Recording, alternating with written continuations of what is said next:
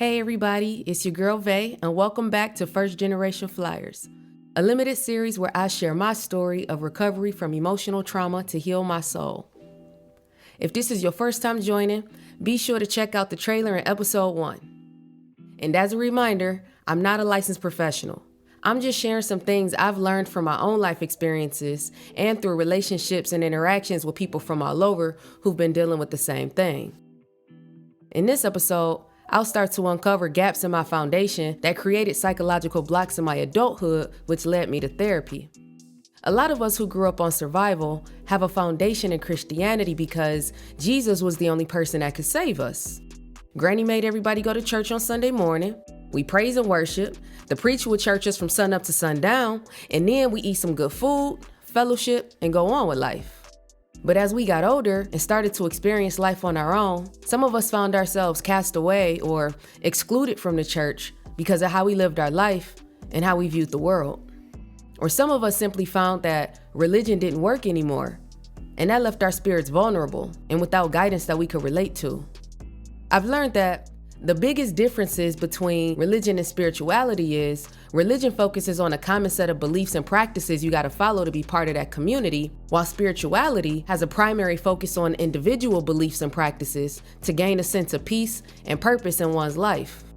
But practicing spirituality in our community is usually seen as worshiping the devil or false prophets or even demonic.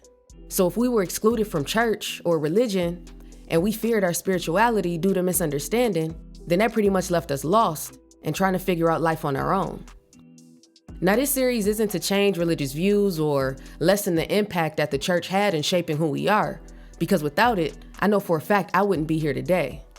But my intent, rather, is to help illustrate how some of the strictness of some church communities may affect our ability to grow as individuals and to find that peace that we're looking for, which in turn creates a disconnect within ourselves.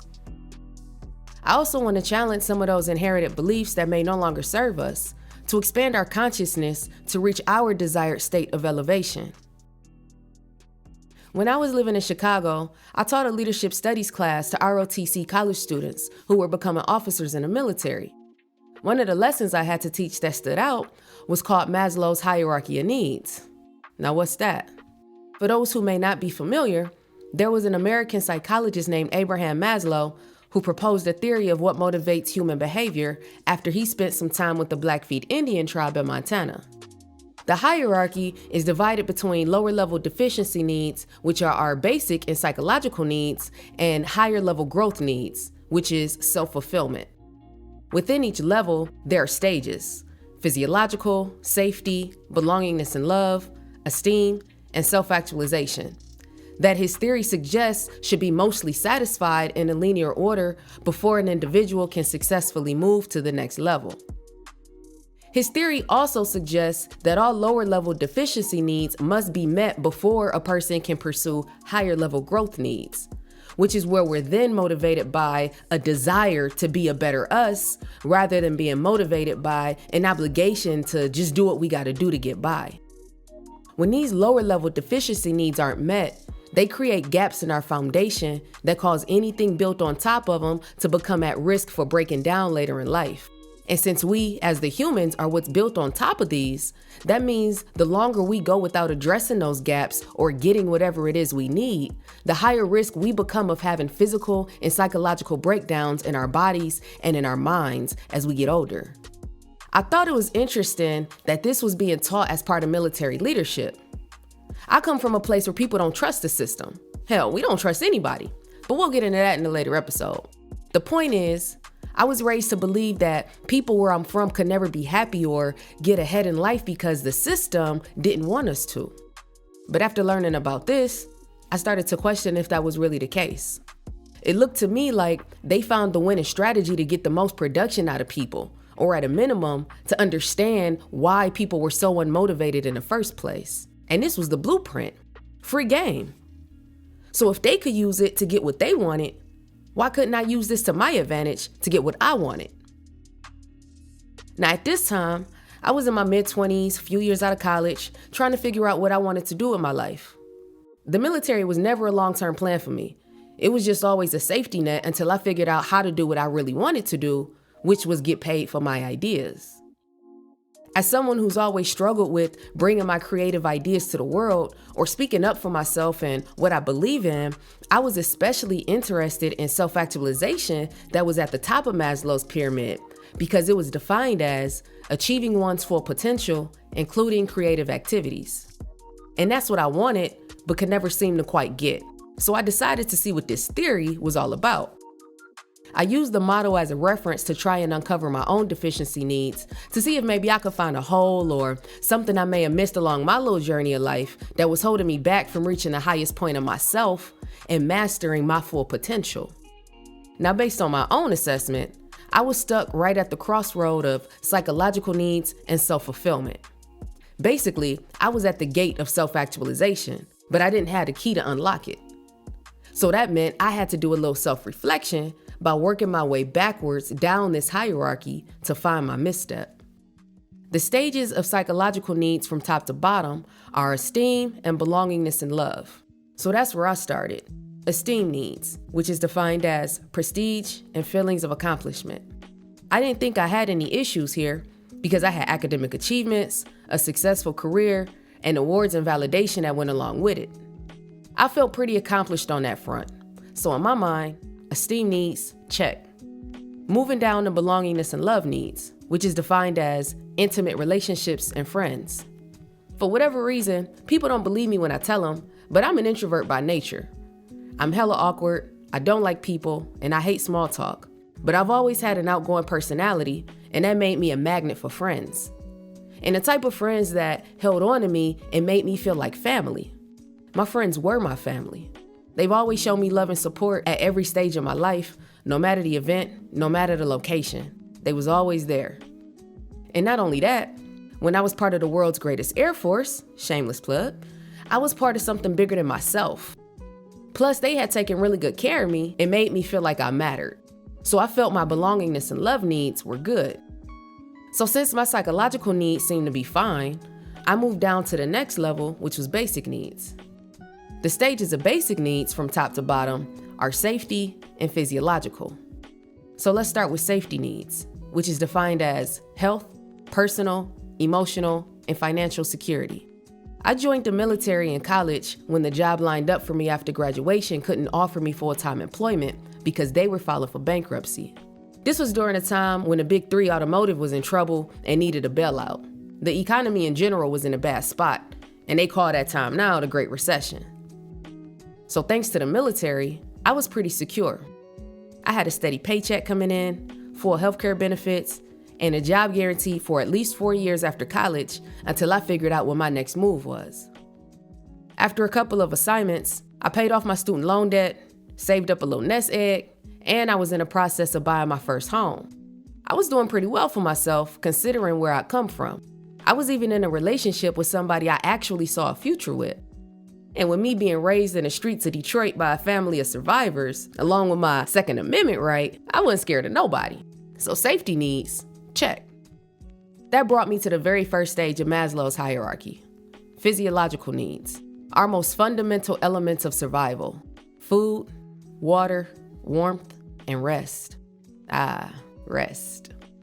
Now that was a word that I wasn't familiar with because rest wasn't a luxury the women in my family could afford. If you were resting, then you weren't eating. And if you weren't eating, then you weren't surviving. And surviving is what we do. The only people I knew resting were either on their deathbed or close to it. And in my house, rest was equated to laziness. And my mother despised a lazy, able-bodied individual. So I was bred to grind from the beginning. It was all the women in my family knew how to do. Work their ass off and take care of other people. That's what kept us going. And that's what kept us alive. But for me, rest was nothing more than a roadblock to my number one goal, getting money, because there was never enough of it. I needed money to help my mother so she wouldn't have to work so hard or be stressed out all the time. I wanted to set a foundation for my little sister so she wouldn't get trapped in that life. And I wanted to set myself up to never have to struggle again or live just to survive, because that was a life I never wanted to have to go back to, where people were always stressed out and taking it out on each other. And struggle can mean different things to different people, right? But the loudest struggle for me growing up was the financial struggle. Money problems seemed to be the root cause of everyone's unhappiness and stress that was closest to me. And I always seemed to get caught in the crossfire. But as I lived a little more life, I learned that solving my money problems simply cleared the way for me to see a shit ton of other issues that was hiding beneath the surface this whole time. So physiological needs, uncheck. Like I said earlier, grinding was an inherent part of who I was. I could never sit still for too long. I was always chasing something, always trying to get to whatever was next, looking for my next hustle, making sure that I was gonna survive. Because if I didn't, no one else would. I didn't have anybody else to lean on. It was just me. So for the longest, I was chasing money because money was supposed to buy freedom. Freedom from always having to wonder where my next meal was coming from making sure I always had a place to lay my head. Freedom from the stressors that contribute to a life of struggling to survive. But at this point in my life, I couldn't understand how, if I could finally afford my freedom, right? I was financially secure. I had coins in the bank. I was physically removed from my environment. Why then did I still feel so trapped and tethered to that life? Why did I still feel like I was struggling? And why was I so uncomfortable in my success? I had everything anybody could ever want, including people who loved me. But at the same time, I was still unfulfilled. And more than that, I was still unable to cross that threshold to get to the other side, to get to self-actualization. It felt like there was something literally pulling me back. I didn't know what to do with it, so I tried to find relief through my art, right? I wanted to create content that told stories to inspire hope. But any idea I had quickly faded into a folder I called In Work, where it went to die. I guess it was hard to inspire hope when you barely had any yourself. I couldn't find inspiration. I lost my passion and my overall drive in life. Those were all replaced with depression, anger, frustration, and fear. Now around this time, I'm in my early 30s. There's a lot going on back home with my mother's health, pressure at work from a new assignment, struggles in my new relationship, and not to mention everything going on in the world surrounding the murders of Breonna Taylor and George Floyd, while being the only Black person and only woman in my unit. Between school and work, I've always felt this pressure to not only represent an entire race of people, but a specific demographic of that race, where people look down on you and have preconceived notions of who and what you are just because of where you come from. I felt that every time I walked into a class or a conference room where there were no other people who looked like me. I felt like a runaway slave that got caught, or this little girl from the ghetto that's not supposed to be here. And they were trying to figure out how the hell I ended up here. All eyes were on me. And then I speak, and they so surprised. Oh, you're so well spoken. The bottom line is, I was under a lot of pressure and hella stressed. And that's normally not an issue for me because I do some of my best work under pressure. But this time was different. I felt like my world was literally caving in. I had a panic attack during work where I randomly found myself in a corner gasping for air because I couldn't breathe. I was terrified because nothing like that had ever happened to me before, and I didn't know what was going on. The only thing I could think of was, this not how I want to die. When we ignore or don't address the things inside that make us uncomfortable, it'll start to show on the outside until it gets our attention. That feeling of being trapped and my world caving in manifested in the form of a panic attack. And that right there scared the hell out of me because it's like, this shit is not just in my head. There's really something going on here. Now, if you anything like me, you probably come from a place where a word like therapy is taboo or cause you to get defensive. I think it might have something to do with therapy being associated with needing to be fixed. And people don't like to be told they need to be fixed. But I was desperate. Something was clearly broken. Looking at my life, I wasn't supposed to be this unhappy, but I was. And I felt like I was losing control of my life. Mental health was something my job talked about a lot. They made a big deal out of therapy and checking on your wingman because of the high suicide rate of military members. And I was hesitant at first. What if they find out I really am crazy? I've always felt different, never felt that I fit in anywhere, and I didn't think like most people. I thought I was crazy. What if they commit me to a hospital or put me on medication that alters the core of who I am? Because for the most part, I liked who I was. I just didn't like the way I felt. And most importantly, What if I lose my job behind this? I had always heard going to mental health meant you could pretty much kiss your career goodbye. And I couldn't go back to where I came from because after I graduated from college, I didn't have a home to go back to. I didn't know anything about therapy except for what I saw on TV and what I heard about it growing up, that it wasn't for Black people. We just give our problems to Jesus and leave it in his hands. But I tried that, and it didn't work for me. And if Jesus wasn't for me, then maybe therapy would be. So I made the conscious choice to pursue it, and after some trial and error, I found a therapist that met my needs. During our first session, one of the first things she asked me was, how does it feel to have an old white lady as a therapist with everything going on in the world? I said, honestly, it's not my preference, but neither is needing a therapist. Yet here we are. I need help, and I needed professional help. From that moment on, we began to build trust. I had to trust her because I needed this to work. I was falling apart and there was nobody that could save me. I trusted her because she asked questions that forced me to face some hard truths about myself, but not in a way that made me feel bad about who I was or things I'd done. It wasn't demoralizing like it was from others in my life. She did it in a way that made me feel safe and comfortable. I mean, yeah, it took a minute for me to let my guard down, but once I did, I realized she was asking questions I've been trying to find the answers to my whole life. Why did I feel it was my job to solve other people's problems, especially when they didn't care enough to do anything about it themselves? Why did I keep going back to the same people in situations that caused me hurt when they haven't shown any remorse? Why did I hide from love and instead pursue emotionally unavailable people when what I really wanted was a deep and intimate connection with somebody? And the realest question she asked, do I love myself? And that was a fair question, considering some of the situations I put myself in and the emotional and psychological abuse or neglect I felt that I deserved or had to take from certain people. These were all things I wanted to know the answers to, but could never formulate the questions to even ask because I wasn't ready to face the truth. The difference between me trying to figure things out on my own and with her is that she knew the right questions to ask and how to ask them in a way for me to come to the conclusions on my own. And that was key. Because if I didn't find the answers for myself, then I would likely continue to deny it like I've been doing for the past 10 years. And that was why I trusted her.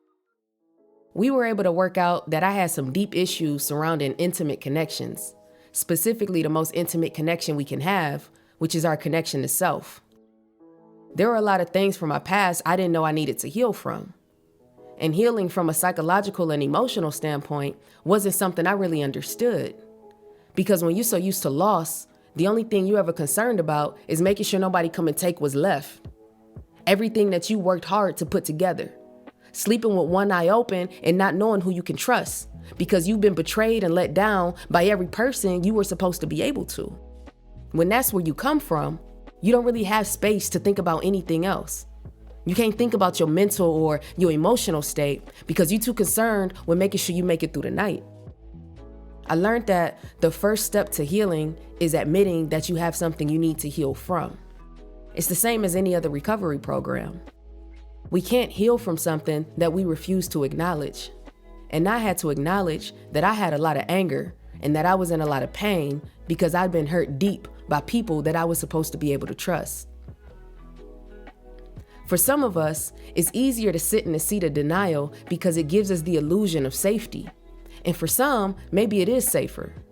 Because if we see things for what they really are, then our worlds will come crashing down faster than we can pick up the pieces. And we worked so hard just to get the pieces we have in place now to hold us together. So it's hard to see anything that threatens whatever stability we've defined for ourselves today. But choosing to stay in that seat of denial had me stuck and placing blame on everybody else for why I was so unhappy. Denial was an enemy that fed the shadow, holding me back from the life I envisioned for myself.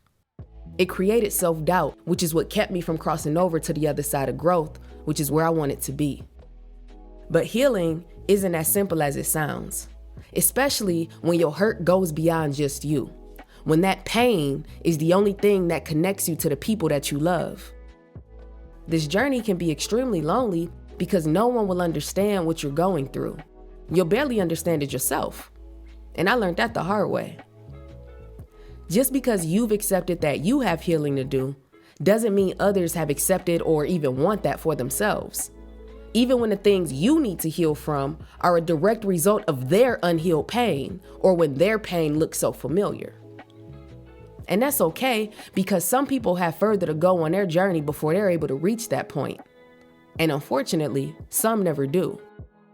I was projecting my healing journey on others because I was excited to learn a lot of what I was feeling was a result of cycles of unresolved pain that didn't begin with me, from others projecting their shit on me even as a kid. As opposed to the false belief I had, which was that I deserved it and that it was my job to take care of the adults around me.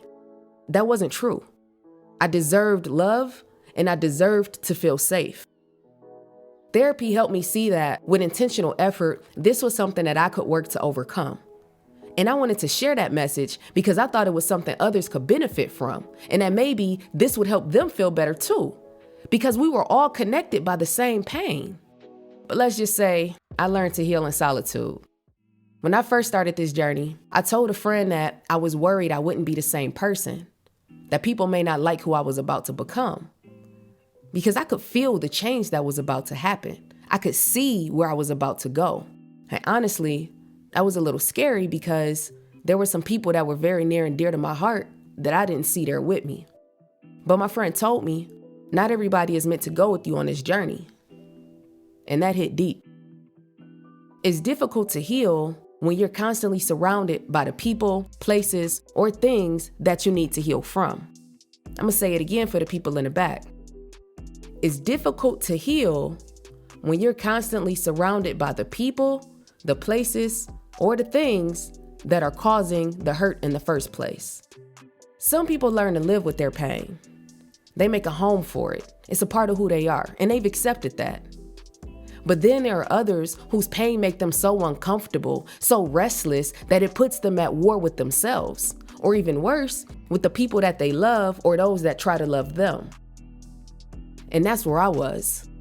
I was at war with myself and anybody that resembled that enemy, because I didn't want that pain. I didn't feel it belonged to me, but it was as if it was tethered. And no matter how far I ran, no matter how many praises or accomplishments I got, it was there, like a shadow. Therapy wasn't a one-stop shop solution. I didn't just show up and 3 weeks later I was fixed. No, I had to do the work. I had to sit with myself and answer the hard questions. I had to face some things about myself and about my closest relationships that left me vulnerable, weak, and questioning who I really was. Therapy gave me resources and coping tools to complement the work that I had already been doing because I wanted to get better. I had a heavy past full of complicated emotions, and I needed a professional. There was no one in my life who had been where I've been or who was trying to go where I wanted to go. There was no one else I knew that had ever walked this path. So there was nobody else who could understand the things that I struggled with on a daily basis. And even though I experienced them, I didn't always understand them myself. But therapy helped me piece everything together to give me a clearer picture of what I was up against. When I look at Maslow's hierarchy, I see it as a metaphorical representation of our physical outer world and our spiritual inner world. And within each world, I saw each level, basic needs, psychological needs, and self-fulfillment, as a stage that I needed to beat in order to win this game called life. Now, if you grew up playing video games, you know that there's usually a secret portal or a cheat code that you can use to finesse the game. In other words, get to the next level without necessarily putting in all the work. But by the time you get to that last board, you come face to face with the arch enemy, the bad guy. Basically, an obstacle that you gotta overcome in order to win the game. And if you don't have enough lives by the time you get there, or if you're not fully prepared because you skipped or you finessed your way through some stages, there's a good chance you'll get beat and have to choose between giving up or starting all over from the beginning. My finish line was escape the struggle and make it to this promised land I heard so much about before death caught up to me. But while I was chasing that finish line, I was sacrificing pieces of myself to get there because they were slowing me down, and I was in a hurry. For some reason, I've always felt like death was chasing me, ever since I was 13. So since then, I just been doing what I had to do to survive, because that's how I was taught to play the game.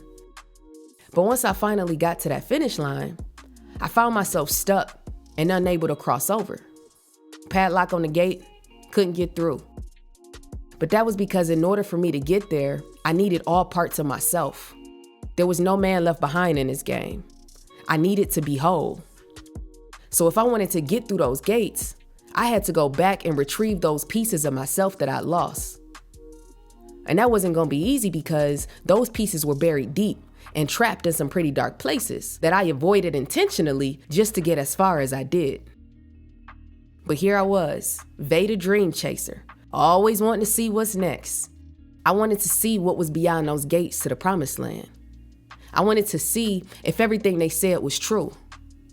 That once I got there, I wouldn't have to hurt anymore.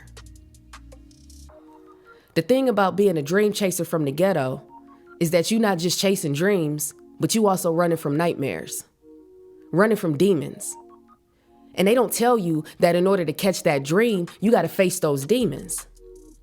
And that's why so many of us spend our lives on the run, afraid to slow down, afraid to rest, because we're afraid of death. But I was tired of running. I was tired of hiding. I did everything I set out to do, and I lived a hell of a life, but the pain was still there. So I was ready to die. They say in death you find comfort because the person isn't suffering anymore. And since I didn't have anything else to lose, I was ready to face these demons I spent my entire life running from. It was time for me to go do some soul searching. I had to go back and find, fight, and in some cases revive the pieces of myself I had left behind. I was finally ready to be the hero I've always needed to save myself. And that brings us to the end of this episode.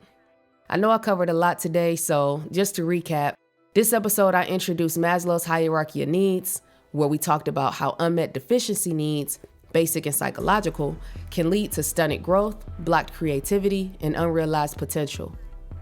I also touched on my experience with therapy and how it can be used as an additional tool to complement whatever work we may already be doing, and how identifying a need to heal is the first step of any recovery.